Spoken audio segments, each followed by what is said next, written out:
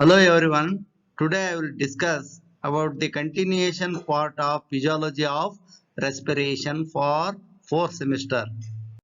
Now let us discuss about the mechanism of respiration. Here the first one is breathing. It is the process of exchange of gases between the organism and its environment. It includes inspiration and expiration. Inspiration. It is an active process during which air enters into the lungs from the atmosphere. During this process, intercostal muscles and phrenic muscles contracts. The thoracic volume increases, causing a fall of intrapulmonary pressure and intrapleural pressure, and thus the air enters into the lungs. Expiration. It is a passive process during which air moves out of lungs into the atmosphere. During this process, intercostal muscles and phrenic muscles relaxes. The thoracic volume decreases, causing an increase of intrapulmonary pressure and intrapleural pressure, and thus the air leaves the lungs. Second one is external respiration. It is also known as pulmonary respiration. It is the exchange of oxygen and carbon dioxide between alveoli and the venous blood of the lungs across the partial pressure gradient.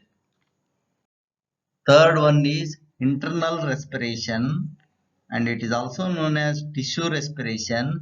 Here the exchange of gases like oxygen and carbon dioxide takes place between blood and tissue or cells across the partial pressure gradient.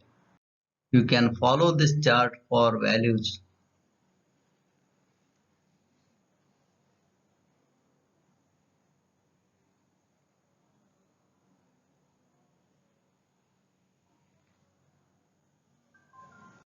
Now let us discuss about the transport of gases like oxygen and carbon dioxide. First one is transport of oxygen.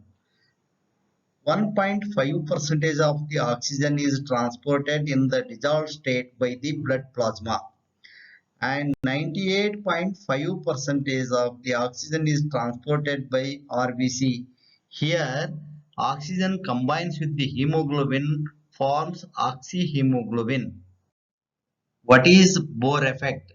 Oxyhemoglobin dissociates into oxygen and hemoglobin at low pH due to high concentration of carbon dioxide.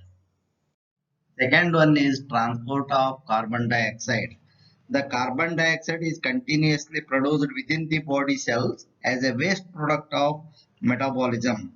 The carbon dioxide is transported in three forms, namely carbonic acid, carbaminohemoglobin, and bicarbonates. Physical solution. 7 to 9% of carbon dioxide dissolves in the plasma of blood. Here carbon dioxide combines with the water and forms carbonic acid.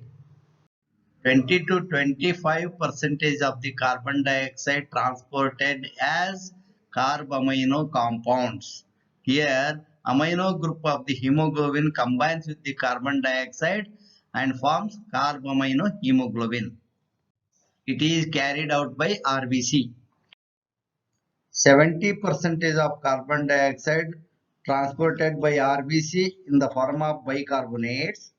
Carbon dioxide that diffuses into RBCs rapidly combines with water to form carbonic acid in the presence of carbonic anhydrase.